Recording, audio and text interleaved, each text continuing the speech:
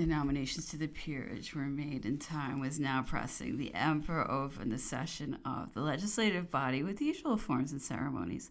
When in the hall, he was received with the loudest acclamations, and after the oaths were taken by the members of both chambers, he addressed them in a speech pointing out the dangers which the country was threatened.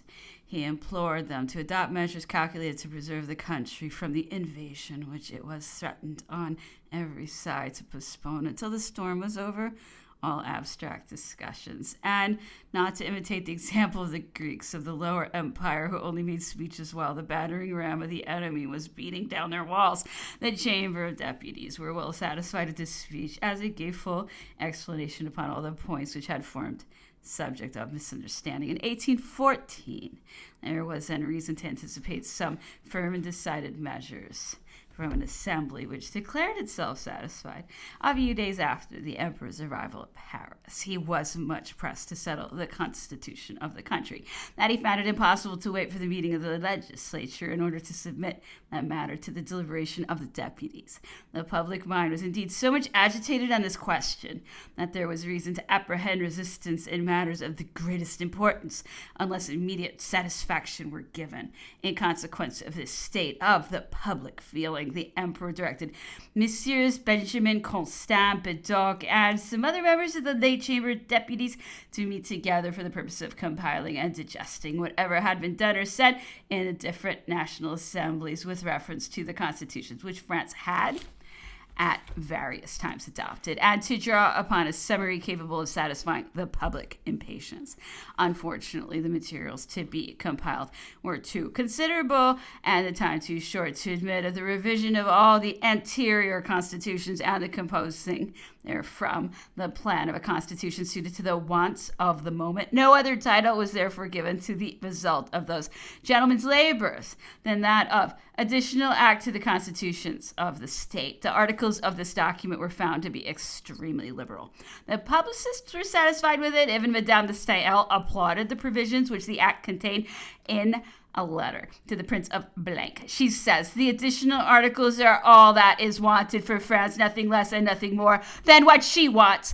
And as if it seemed that something of self must always find its way into whatever appears most disinterested, she adds, the return of the emperor is prodigious and surpasses all imagination. I recommend my son to you. The suffrage of Madame de Staël was no doubt of some value, as was also that of the cohort of Genevieve's publicists who followed her in the same tone of approbation, but no respect was paid to the lucubrations of these foreigners. The work was attacked in its very title. It was censured out of all reason and out of all measure, even by those who had not taken the trouble to read it. Malevolence, which unfortunately is always sure to find abundance of echoes in France, was evidently at work. 8 days were spent in vituperation. At last, the angry feelings subsided to such a degree that when the chamber assembled, no discussion took place on the additional act, which was then very generally approved. Several persons have expressed the opinion that the emperor ought to have abdicated at the Champ de Mai, leaving it to the Chamber of Deputies to govern and save the state, either by negotiation with the enemy or by rousing the national energy to triumph over the disappointment if negotiation should not prove successful. They alleged that, as the enemy had, by the declaration of the 13th of March, stated that war was made against the emperor alone, it became that prince to detach himself entirely from the question in order that it might be clearly seen whether the allied sovereigns were insincere in the sentiments they manifested. In that case, the chamber would have appointed for the government an executive committee composed of members of the high character and out of the reach of all suspicion of being influenced by the enemy. This committee would have transferred its authority to the emperor upon finding that the declaration was only a deception contrived to paralyze the efforts of the nation. On the contrary, if the allies granted what the nation required, then a provision would have been made for the emperor suitable to the dignity of the country and the gratitude due to its deliverer from dangers, the recollection of which could not easily be forgotten. It was Fouché who gave currency to these ideas, and he had his reasons for so doing. An abdication would have afforded him the opportunity of more easily resuming the projects in which he was engaged before the emperor's return from Elba. He would have been master of the field and would have made arrangements with foreigners to his own advantage. Another consideration had also its weight with him. He was aware that his conduct had awakened suspicion, and it's very evident that the first sacrifice which the traitor would have proposed that the nation should make to the allies would have been to deliver up the emperor, a measure which he could then, placed at the head of the government, have easily carried into execution. The truth of this opinion will appear less questionable when it is considered that his future security required the sacrifice of the emperor at all hazards, for it is worthy of remark that the parties of Vienna refused to undertake anything until that prince should previously be removed from the islet of Elba. Fouché took good care not to avow the reports which all his industry was exerted in propagating. He had too much sense to suppose that the emperor had come to expel the Bourbons for the purpose of afterwards transferring France into the hands of a few intriguers, and too much sagacity to flatter himself that he could long conceal the object of his machinations. I sincerely believe, however, that if he had, on the arrival of that prince, explained to him the state of his negotiations with the allies and been able to prove to him that, had it not been for his return, he would have succeeded. The emperor would not have wished a drop of blood to be shed for that which could be obtained without him. If Fouché was as fully assured of success as he had pretended he was, nothing can excuse him for not having confided his secret to the emperor. He is the more blamable, as the acknowledgement, far from injuring him, might even have been the means of raising his credit with the emperor, at the same time that it would have assured his popularity with the nation. May it not then be concluded that the cause of his silence on this delicate subject was that he distrusted the promises transmitted to him from Vienna, and that he therefore felt it necessary to attach himself to the emperor? On the other hand, he must have perceived that if he divulged the project in which he was engaged before the return from Elba, and the emperor failed to maintain himself, he would then stand in a disadvantageous situation with respect to the new government, which would not fail to call upon him for an account of his conduct.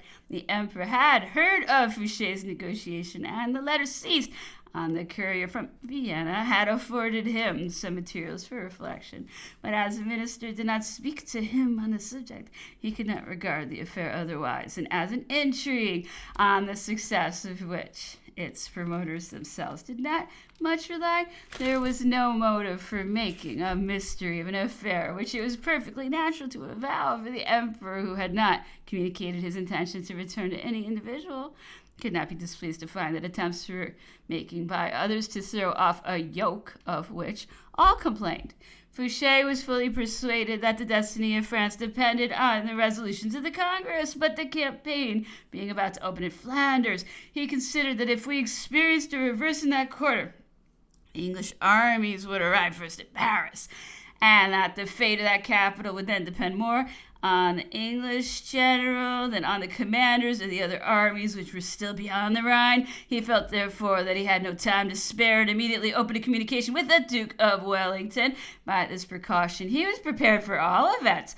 If the emperor triumphed, he reserved for him the embarrassments which he was creating in the Chamber of Deputies and among the men who had taken part in the movements of the Revolution. There is no doubt that he would have hampered and retarded the measures of the government by extinguishing the hope of its consolidation. Finally, he had a last resource, the death of the emperor. That crime would not have been difficult of accomplishment, for the assassin might have relied on impunity, as he could not have been secured if the police minister wished him to escape. I have conversed with many persons who had been acquainted with Fouché for 20 years, and they fully concurred in my opinion, to such a degree that Fouché carried dissimulation that when I met him a few days after the emperor's departure for Flanders, he said to me, "It is impossible to preserve attachment to the emperor, for no one is safe with him. He suspects everybody of betraying him." This was his language after he had written to the Duke of Wellington. It is impossible to repress astonishment at the emperor having again employed this man. An error of such magnitude proves how completely ignorant he was of the plots which had been hatching at Paris before his return. Chapter 4. The emperor left Paris to take the command of the army on the 10th or 11th of June. He proceeded first to Avesnes and assembled a troop on the bank of the Sambre between Maubeuge and Charleroi. I was not with the army and shall therefore only briefly sketch the events of this unfortunate campaign. The emperor's army was not very numerous, but it was in good condition and animated by the best spirit. It was inferior in cavalry to the enemy's army, which it, however, surpassed in the quality of its infantry and more particularly in its artillery. The time which remained for placing the frontier in security by a decisive blow was limited. The emperor had to expect the arrival of the Russian and Austrian armies on the Rhine in the month of July. It was therefore necessary that he should be on that river at the same period. The corps of Suchet at Lyon and of General Lecourbe at Beaufort were feeble, but they were daily reinforced by new levies, which, being called out as the only means of saving the country, were actively forwarded. That the emperor did not sooner put them in motion was because he considered it more advantageous to wait until they were completed in order to avail himself of them in the second part of his operations. The Bavarian army, which was 25,000 strong, occupied the territory of Dupont and was marching to form a junction with the Anglo-Prussian army. The emperor, who had reason to reckon on the favorable sentiments of these troops, who had been sounded a month before, wished to engage the Anglo-Prussian army before the Bavarians could take part in its operation, because on the day after a successful battle they would have declared for him, either from the revival of their former attachment or from the necessity in which the fortune of war would have placed them. The Bavarians advanced by forced marches to join the Anglo-Prussians, and the nearer they approached the lower Meuse, the more they would have got involved in the snares we had laid for them, had fortune favored us at Waterloo. The corps which was in Lorraine and which was daily augmenting, following along the frontier the movement which the Bavaries were making beyond it, the emperor concentrated his corps in the neighborhood of Thionville. His reason for doing so will speedily be seen. All the frontier fortresses from the sea to the Rhine were garrisoned with National Guards. They could not certainly be considered good troops in the field of battle, but we could have employed them usefully in 1,000 ways in those operations which become easy after a battle has been gained. Whenever an event fails to realize the hopes previously formed respecting it, the plans which have had an unfavorable issue are sure to be blamed.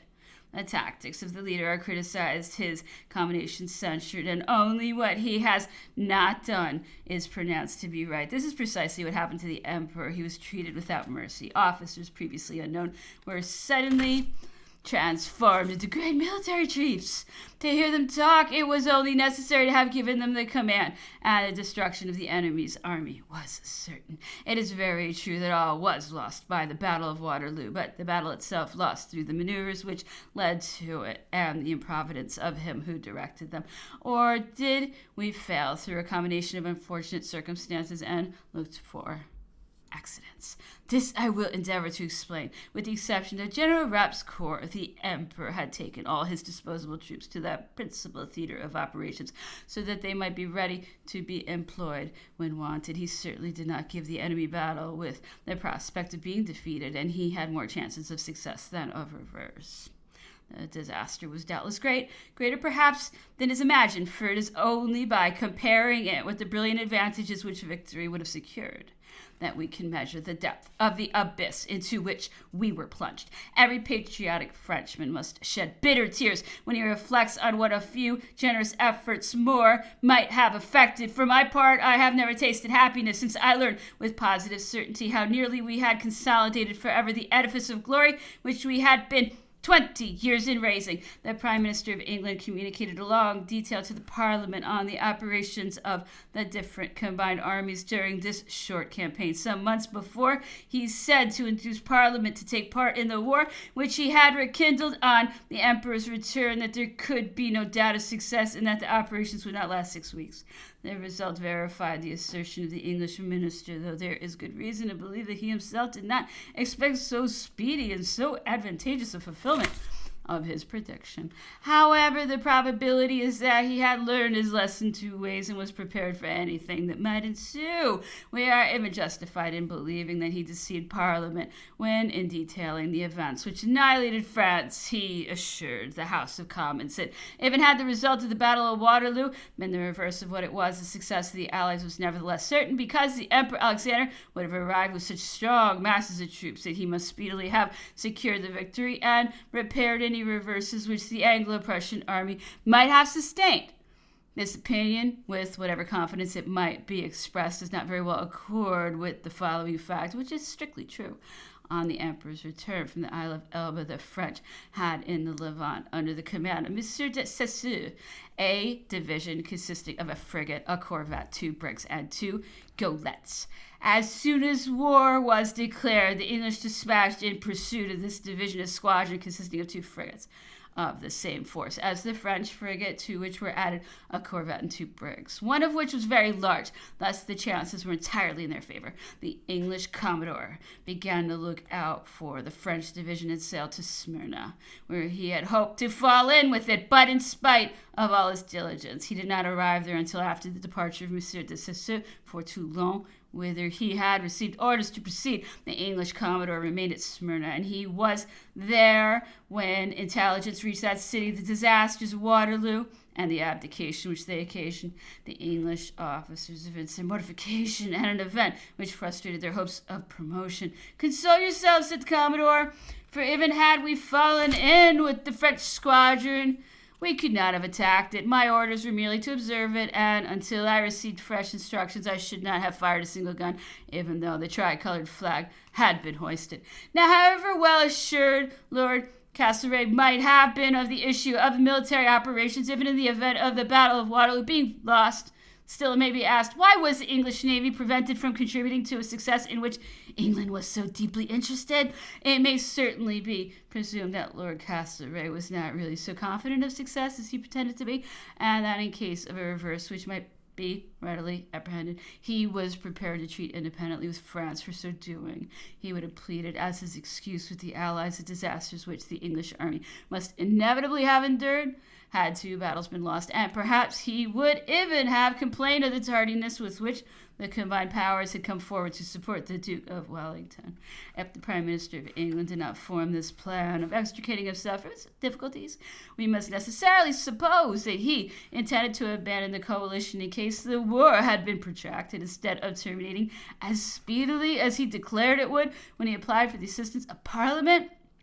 It was probably with this last view that he gave eventual orders to the officers of the Navy, wishing to avoid the embarrassment of complicated questions when the convenient moment should arrive for treating with the Emperor. This, moreover, proves that he perceived before his departure from Vienna a disposition to such an adjustment. But fate, which rules the destiny of states, decided otherwise, and there is nothing more to be said upon this subject. However, in spite of the invectives which the Prime Minister of England lavished on the great man, who was doomed to expiate errors which he could not foresee, it is nevertheless certain that the confidence that minister affected to possess was not really felt by him. Lord Castlereagh was no doubt a clever politician, but the subject here in question is military probabilities, and surely those whose whole lives have been devoted to the profession of war are not bound to adopt all his views. I will here venture to make an observation on the probable success which the Russian and Austrian armies might have obtained.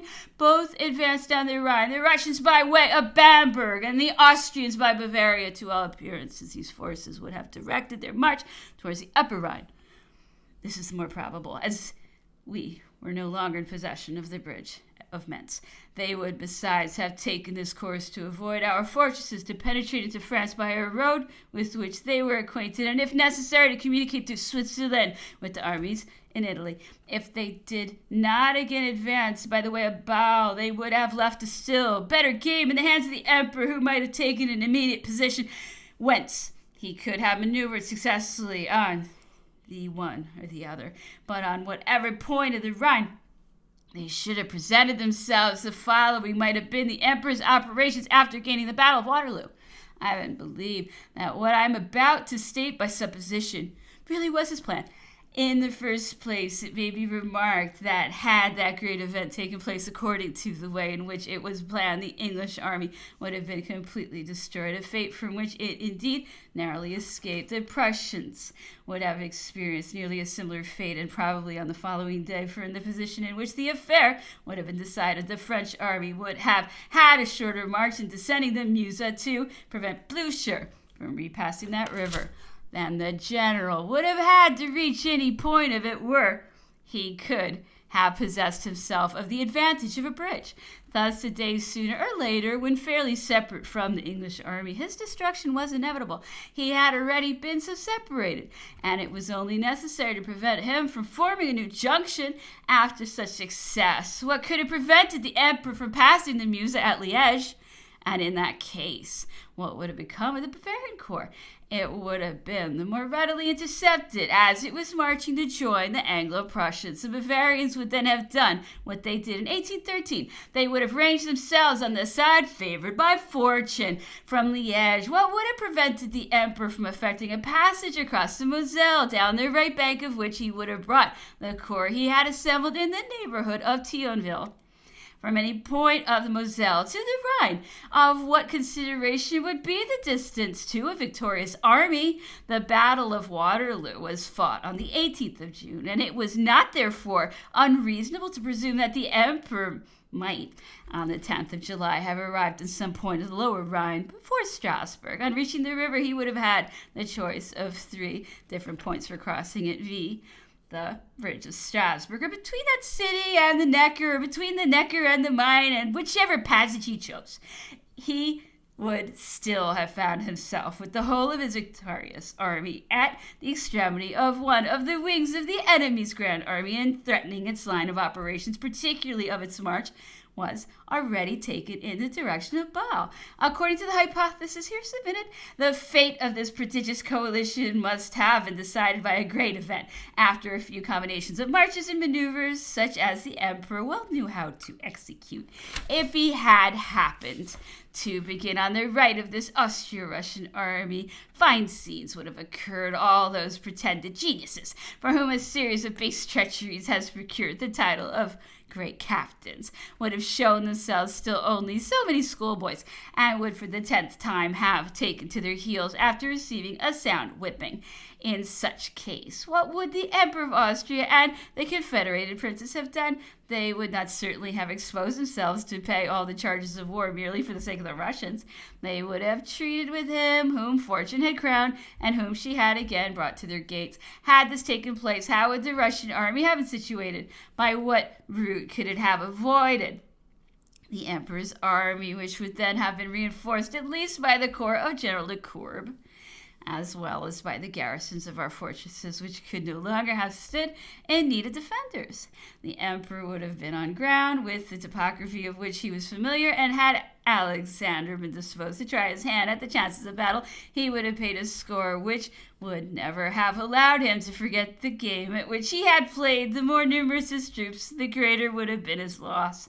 He was not capable of maneuvering with the rapidity of the emperor, who had a perfect command of the mechanism of masses. This is a point of view under which it would appear Lord Castlereagh did not look at the question when he asserted in Parliament that had the Battle of Waterloo been lost, the issue of the contest would have been only postponed, but it is more probable that it was because he had considered it in all its bearings, that he reserved for himself the means of treating with the emperor, and that it was in consequence of that determination that he gave to the officers of English ships of war those eventual orders to which I have alluded.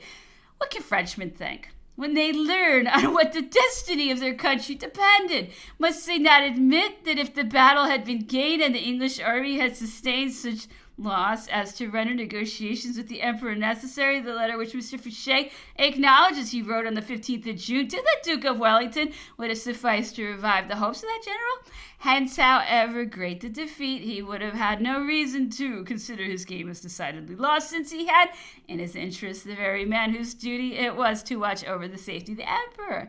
What ought to be the reward of such perfidy. Let us now see what were the operations of the Emperor's army, and by what series of unfortunate occurrences the Battle of Waterloo was lost. Chapter 5. The Emperor struck the first blow in the commencement of the campaign and had the good fortune to surprise the enemy while preparing to concentrate his force. This was a great advantage, which he proposed to follow up vigorously.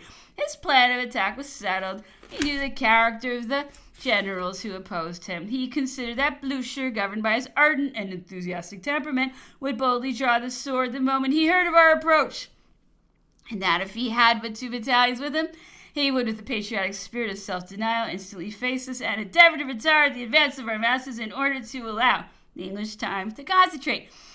Not so the Duke of Wellington, methodical and circumspect. It was certain that he would not hazard an occasion until the whole of his forces were concentrated. The Emperor was guided by these considerations in directing his operations.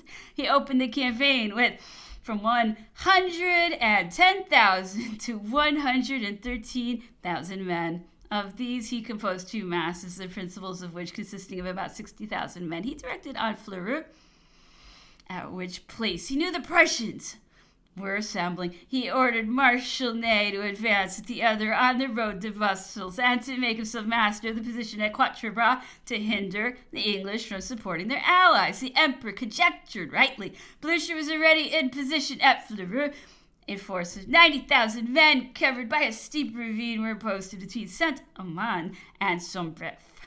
Everything indicated a sanguinary action. This disposition of his army served, however, to betray the motives which had influenced the enemy's general. It was evident he hoped to overawe the French army, and that he would only hazard an engagement with a view to give the rest of the Allied troops time to come into line. Marshal Ney had been detached to Quatre Bras.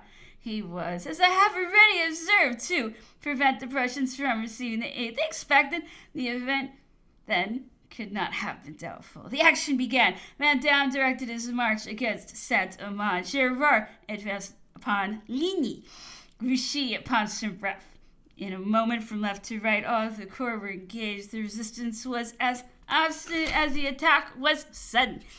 The efforts of the enemy began, however, to relax, and General Gerard was on the point of carrying Ligny when a numerous column was observed debouching on our left. The Imperial Guard, which was to have supported Gerard, suspended its movement in order to meet the supposed hostile masses.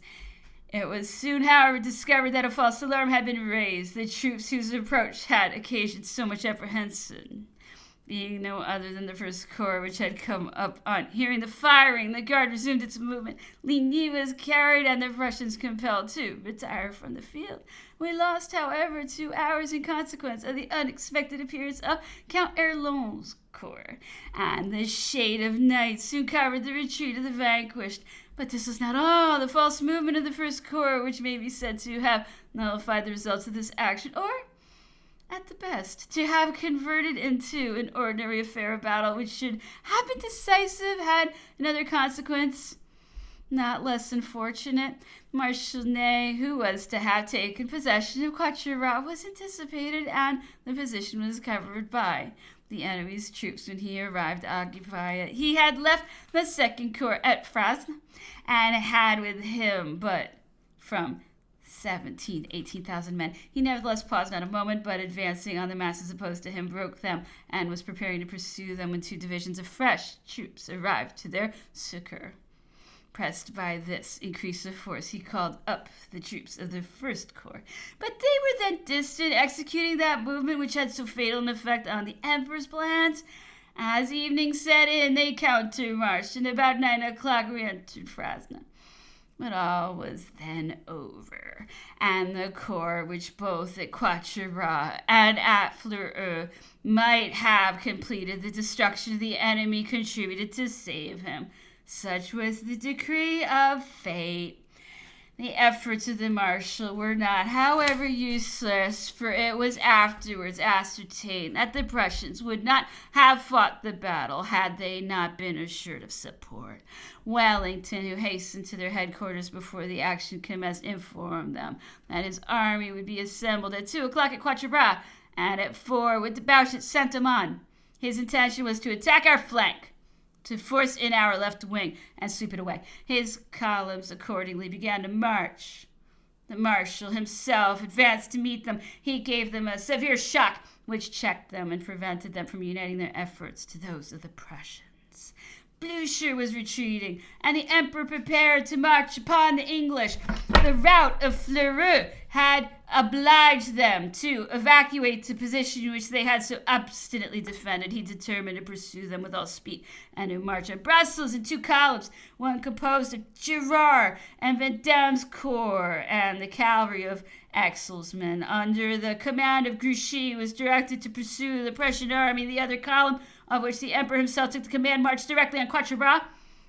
The emperor joined the marshal, whom he directed to pursue the enemy's rear guard, and which threw itself into the forest of Soigny. The whole of the English army was there, but the night coming on, it was too late to begin an attack, and the emperor took up a position. Unfortunately, the right column had not made near so much progress as the left. The latter had traversed a distance of about 6 leagues. The former had halted at Jean-Bleu, which is now more than 2 leagues from the field of battle. Notwithstanding this unfortunate circumstance, Wellington was not yet perhaps determined on coming to an engagement, but Blucher, whom his adversary allowed quietly to rally his scattered columns, resumed courage and wished to try the chances of another action. He generously intimated to the English general that if he would consent to fight a battle, he would not march with merely 2 corps, as had been required, but would support him with his whole army. To this he attached but one condition, which was that if the French did not attack on the 18th, the assembled Allied forces should next day march to meet them. Old Blucher's courage inspired his ally with confidence, and the battle was determined on. While the Allies were concerting together, our left column still remained inactive and was wasting time in watching and reconnoitering the movements of the Prussian army. The population was devoted to us. The country contained a host of individuals who had served in our ranks and afforded in every respect far greater facilities for obtaining intelligence than were to be found in the countries where we had long carried on war, such as Germany and Poland. Yet to Grouchy maneuvers, which he ought to have defeated, remained a secret, and he announced in the middle of the night that he was still at Jean-Bleu, ignorant whether the Prussians had retired on Brussels or on Liège.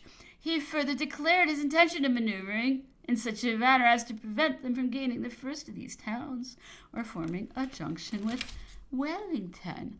The emperor, although satisfied with this determination, was nevertheless much astonished at the tardiness of the marshal's pursuit. He expected more activity, and at the moment when he believed the greatest diligence was exerted, he learned that Grouchy was still at Jean-Bleu.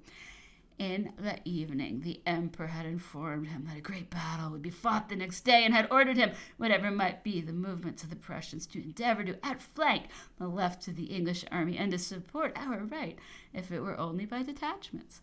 What Grouchy had resolved to do, according in part with these instructions. The emperor, however, a second time sent him orders to pass the Dyle and to direct his march on Saint-Lambert.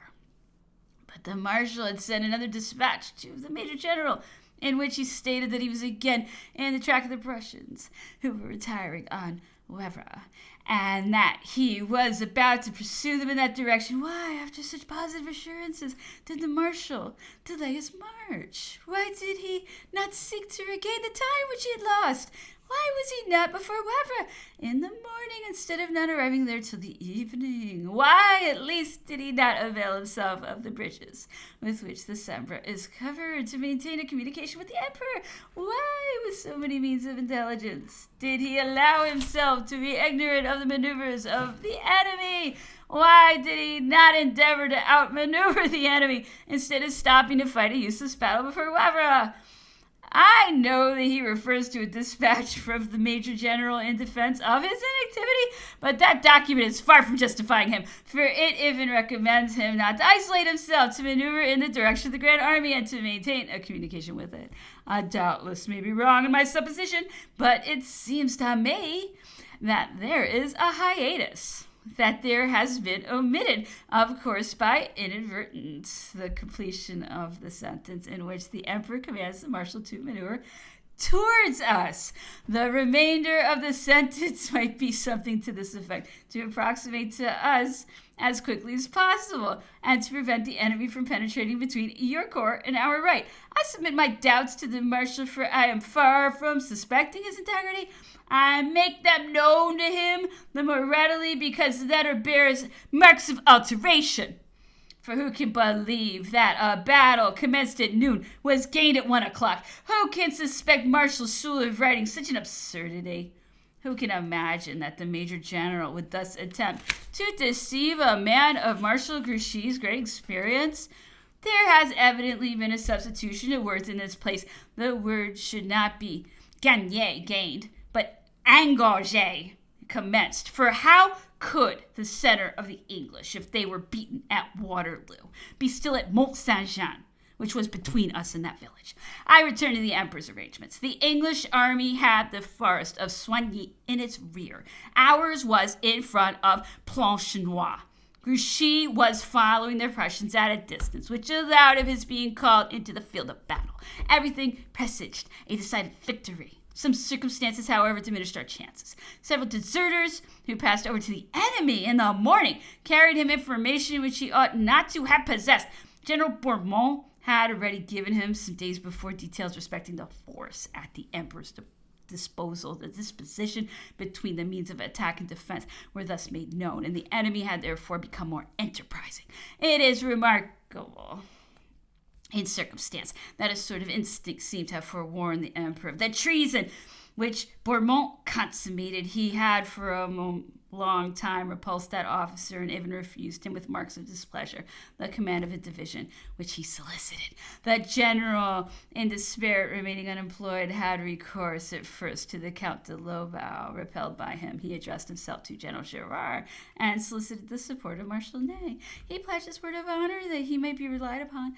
They had the weakness to believe him and seconded his application. The petitioner, besides, took great care to insist on the share he attributed to himself in determining the resolution of one of his protectors. He never ceased repeating that it was he who had at long Saunier influenced the decision of the Prince of Muscovite to join the Emperor. This service has its weight. It seems a pledge for the sentiments of him who had performed it. The Emperor yielded. The consequences are known. The attack commenced on the left. The English troops, with the forest of Soigny in their rear, were spread out to the right and left of the high road which crossed it. If forced on this point, they could not concentrate their wings without the greatest difficulty, consequently ran the risk of being entirely defeated. The Emperor made his dispositions accordingly. He resolved to attack the enemy rigorously on its wings to distract him, to make him waste his strength, and then suddenly falling on his center to break it and cut off his communications. I will not undertake to describe the different phases of the battle. General Gourgaud, an officer whose ability to take a comprehensive view of military operations the Emperor justly valued, has executed this troublesome task. I will not attempt to retouch the picture which he has traced. I will content myself with saying, according to my experience of the manner in which the Emperor conducted an action, that on every occasion when he was obliged to give battle with a force inferior to the enemy's, he was careful in the commencement to husband the efforts in the spirit of his troops by not engaging them too rapidly. He expended his strength only in proportion as the hours marked the approach of night. He thus divided a great battle into several periods. He managed so as to make the conflict become gradually more warm, and always reserved his great effort, his final blow, until an hour or two before night. When the moment arrived, he brought all his resources into action at once, directed them himself, and did not spare the exertions of his cavalry, because then, once disorder is introduced into the enemy's lines, it cannot be remedied on the approach of night, and he usually got a good account next day of what remained in the field. He proposed to follow a similar course at Waterloo, and that was the reason he did not bring into action all his resources of artillery. Another circumstance also prevented him. He learned from the prisoners that the Duke of Wellington expected the Prussian army, which was on its march to rejoin him. This account tallied with the idea the emperor had formed of the enemy's plan. On seeing that the English remained in their position of Mont Saint-Jean, where they could not hope to withstand him without the assistance of their allies, he therefore sent officer after officer to Marshal Grouchy, and as he could not suppose these orders would fail of effect, he did not hesitate to increase the riskiness of the attack by engaging more troops, because the loss which the English thus sustained would have sufficed to enable him to finish by one vigorous effort. On Marshal Grouchy's arrival, he knew the marshal too well to doubt his punctuality. If the emperor had contented himself with merely observing the English army and waiting for Grouchy's corps, nothing would have prevented the English from commencing a retreat. On seeing Grouchy debouch, he wished to guard against this result, and therefore caused the English army to be pressed so closely as to render a retrograde movement, if not impossible, at least very dangerous. The attack soon grew warm, and unfortunately the emperor suffered much from an indisposition which is common to men who, like him, undergo great fatigues. Riding on horseback had this day become extremely painful to him. He therefore could not multiply himself, as may be said he had been accustomed to do on the field of battle, where his presence always prompted to vigor and emulation. Sometimes he looked at his watch, and doubtless expected Marshal Grouchy at least as impatiently as the Duke of Wellington did Blucher. The fire was animated and murderous. However, in a battle, it is necessary to keep it up to augment it. For the advantage remains with him who has the last weight to throw into the scale. The guard was still in reserve. The moment for striking the decisive blow had arrived, and Grouchy did not appear. The emperor began to feel uneasy, for he calculated every moment, and he knew that the marshal had had sufficient time to receive the order directing him to come up and to execute it. He could not understand why the heads of the column were not yet seen. It was under these circumstances intelligence was brought to the emperor that columns were seen debouching on his right. He believed they were the marshals and went himself to meet them. He soon discovered, however, the mistake, and that instead of the succor he expected, the Prussians were advancing against him. From that moment he no longer deceived himself as to the result which the battle would have. If Grouchy had joined the emperor at the same time that Blucher came up to Wellington, the battle would have taken another character. It would doubtless have become general, but it cannot be thought that it would have been decisive, because the superiority in numbers would still have been on the enemy's side. It is pretty certain, however, that the emperor would not have been defeated, and that the misfortunes which followed would not have occurred. In order that matters should have happened according to the emperor's plan, it was necessary for Marshal Grouchy's corps to have been on the field of battle at least an hour before Blucher, because the English army would undoubtedly have been then so cut up that the Prussians would have arrived only to augment the confusion and probably to experience another check themselves, instead of which the Prussians arrived to the assistance of the English, and Grouchy never appeared. When the emperor saw that he could not reckon on the marshal, he formed his resolution. He tried to execute by his reserve the shock which should have been effected by the marshal. It has been contended that the emperor could have retreated. It might be so. I was not on the ground, and I cannot judge whether the dispersion of the troops, as well as the manner in which they were disposed on the different points of attack, would have allowed the emperor to concentrate them and to effect his retreat before he would have been overwhelmed by the united efforts of the Prussians and the English. For if he could not avoid the enemy, he seized on the only chance of success which fortune had left him by making a vigorous effort with his reserve. Had he even then broken the English army before its complete junction with the Prussians, there would have been no defeat, because the time which must have been occupied on each side in maneuvering would have afforded equal time for Grouchy to arrive.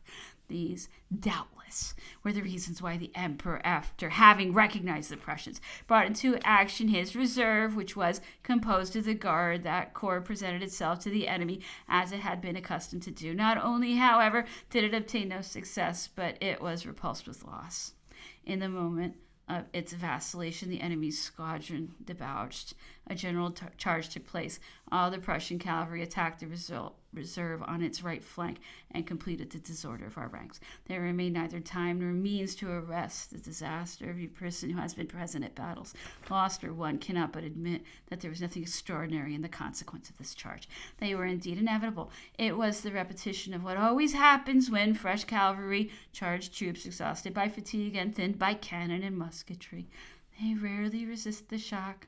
The squadrons penetrate into the intervals which separate the lines, wheel round and destroy all order in the ranks by intersecting them at all points. In the hottest battles, the moment of the charge is that in which the troops which execute it has the least occasion for the cool courage which the infantry and artillery display in their murderous attacks. For the cavalry, nothing is necessary but rapidity. Terror precedes them, and success follows them.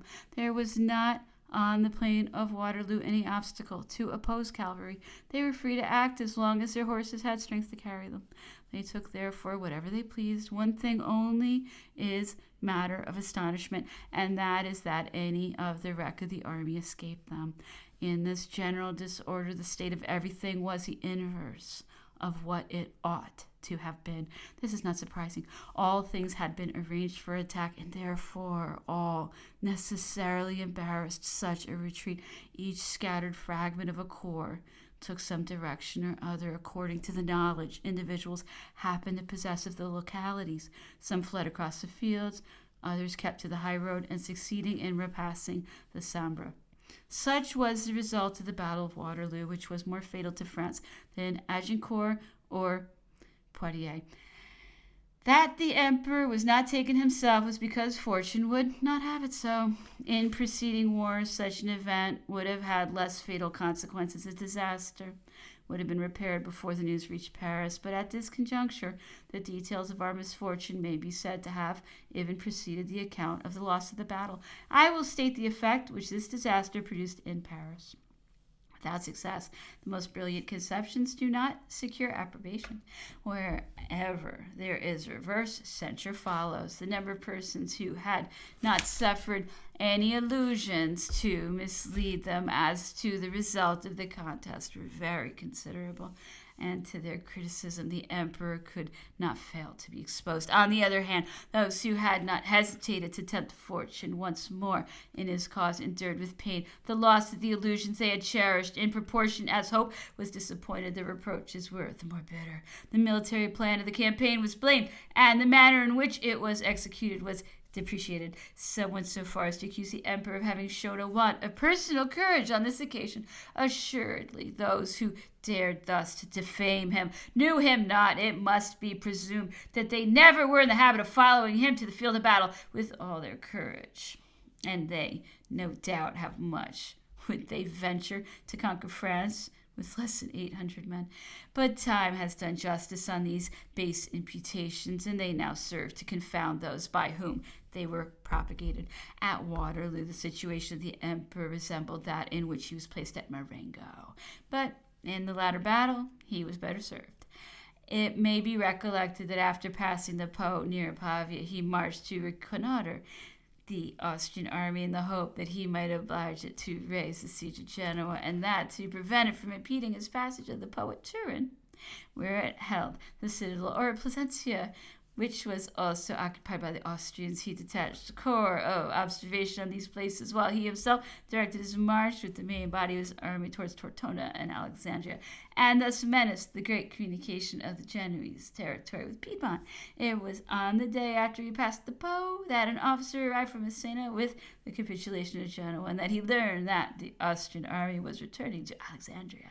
The emperor had taken that direction and occupied a position in front of the Bormida to observe the Austrian army. So much did he fear that the enemy would escape him that he ordered General Desaix, who commanded the reserve on his left, to march on Novi to intercept the route and prevent the enemy from reaching Placentia. At daybreak, General Desaix left his position at Rivalta and was marching on Novi when he heard the vigorous cannonade of Marengo. He immediately halted and ordered his advance guard of hussars to push forward on Novi. The hussars penetrated into the town and returned at full gallop with information that there was no force there. I was then his first aide-de-camp, and he sent me to the emperor to report what had occurred and to inform him that he had taken it upon himself to stop his movement. I was crossing the country in the direction of the cannonade when I fell in with an officer sent by the emperor to bring up General Desaix and his troops to the field of battle. It was fortunate that they had not advanced farther in the direction of Novi. When they arrived at the scene of action, which they also reached by marching across the fields, affairs could not be going on worse. General Desaix had barely time to form his troops. The emperor immediately ordered him to charge a column of the enemy, which was penetrating into the center of the field of battle, where there was not sufficient remaining force to withstand it. The movement of General Desaix and the charge, which the first consul also ordered General Kellerman to execute, secured the victory. But had General Desaix procrastinated and been an hour later in arriving, we should perhaps have been driven to the bow. In fine, had not that general halted on his own responsibility, had he continued his march as his instructions directed on Novi, he would not have arrived in time on the field of battle, where he fell the victim of his patriotic zeal. But the times of such promptitude were gone by, and we were doomed to drain the cup of misfortune to the dregs. Chapter 6. 2 years had elapsed after the conclusion of these memoirs when I read in London the account of the Battle of Waterloo, which was published by General Gourgaud on his return from St. Helena, and also Marshal Grouchy's reply. I had likewise heard other reproaches which were cast upon the marshal on that occasion, but not by the Emperor Napoleon, for I can bear witness that no complaint against any individual escaped him in the painful circumstance in which he was placed during the interval between the fatal battle and his departure for St. Helena. I must now confess that on a perusal of the work published by the son of Marshal Grouchy from materials furnished by his father, I do not find any justification of the reproaches of which he complains. I reply to Monsieur Grouchy himself, and I take him on his own statements. In the Battle of the 16th, which lasted until night, he commanded all the cavalry on the right, about 5,000 strong. The Prussian army retired during the night, and the emperor himself returned to Fleurus.